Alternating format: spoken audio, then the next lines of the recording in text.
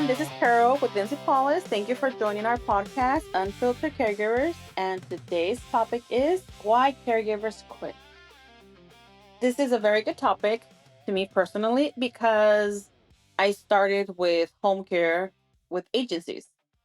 Throughout the years, I did move from company to company. And one of the biggest reasons was uh, because of other caregivers and how unprofessional they were with clients, with patients, and families. I would go into homes. The agency gives you this big list of things you have to do, and have in mind patients' conditions, duties at home, like housekeeping, medication, meal prepping, etc. I would go in with clients who have been with the agency for years, for months, and nothing on the list was done. The other caregivers were not doing their part. Most of the caregivers just go, they sit on their phones, they go and do their homework and don't pay attention to the client. So it was a headache, going in there and wanting to do something right, wanting to go and, clean and make the home clean for the person, for the patient, for the families, making sure that their medication was up to date, make sure they had a meal, grocery list. And it was hard. A lot of families, going into their homes and seeing, soiled briefs on the floor, in the bathrooms, on the rooms, the scent, because the other caregivers weren't doing their job, weren't paying attention to the list, just not caring, not caring like a private caregiver would do it. Yeah. So, you know, being a caregiver myself and a company owner, I saw this toxicity like years ago. So, I would hear from, families that decided to hire my company, before they hired my company, they'd be like, yeah, Lindsay, my caregiver called out for my mom at 3 a.m. She's bedbound and I live in New York City and they're in San Diego.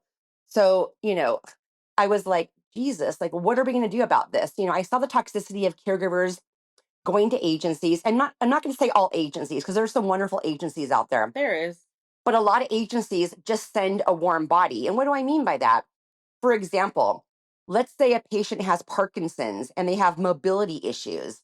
A lot of times, an agency is going to send somebody that doesn't understand mobility issues, how to transfer someone safely from the bed to the commode or from the commode to the shower, et cetera, et cetera. So I saw this once again toxicity, and I'm like, I need to start a platform on Facebook called CNAs and Caregivers. I have over 9,000 caregivers that follow me across the US, and I'm meticulous in my vetting. What does that mean? So, once again, let's just say someone has Parkinson's. I'm going to make sure that that caregiver understands dyskinesia, which is movement that they can't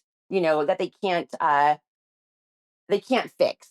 They're going to understand how to transfer. They're going to understand medications.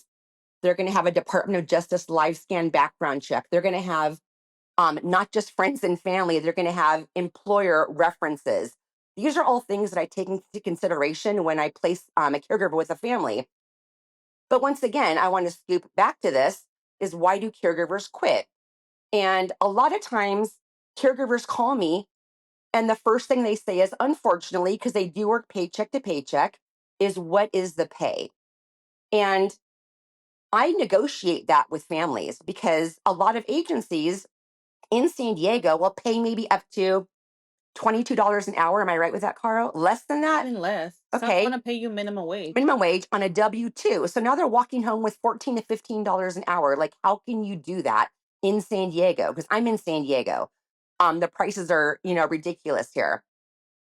So when a family calls me and says, hey, Lindsay, I need a caregiver and I have this list from A to Z, I make sure that caregiver is vetted from A to Z.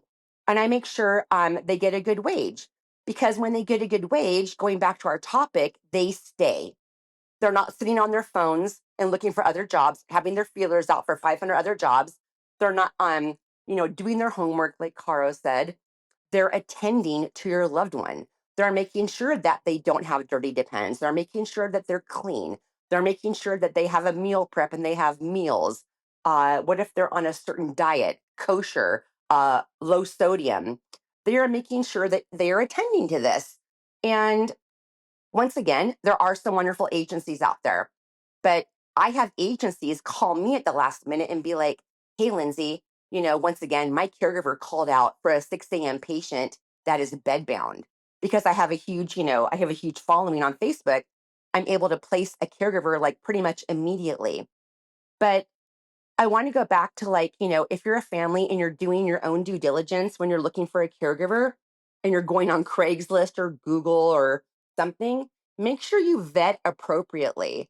Make sure that if your loved one has a certain ailment and they have certain needs, that you ask that caregiver, have you done this kind of job before? Do you have experience in transferring? Do you have experience in dealing with dementia and Alzheimer's? And I want to go back to that because I would say the three biggest ailments I deal with as a business owner, and you might want to agree with me, is Parkinson's, dementia, and Alzheimer's. And I would say dementia and Alzheimer's are the two biggest ones. Yes.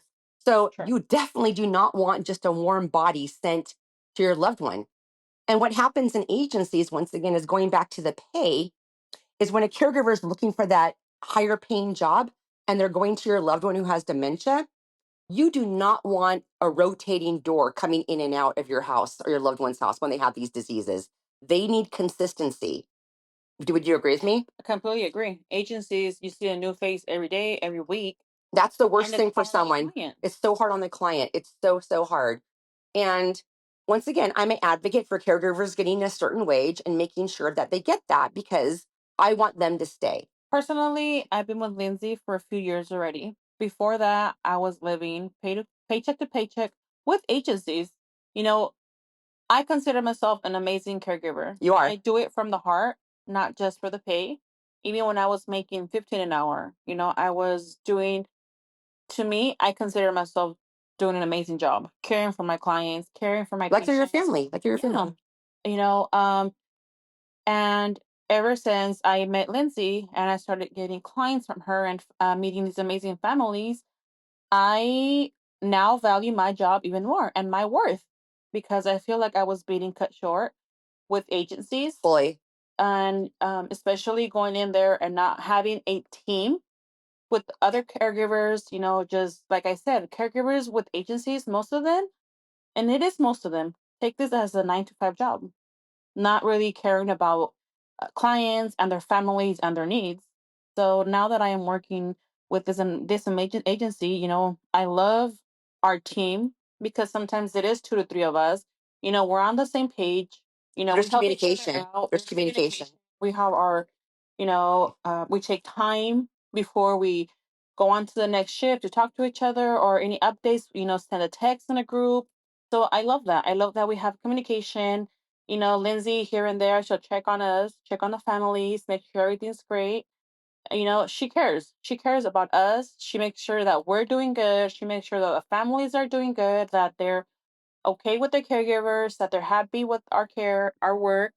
So I love that about her, how she takes her time of day, even, you know, with her busy schedule, she always makes time for families, for us, and make sure all our needs are taken care of. I honestly love my caregivers.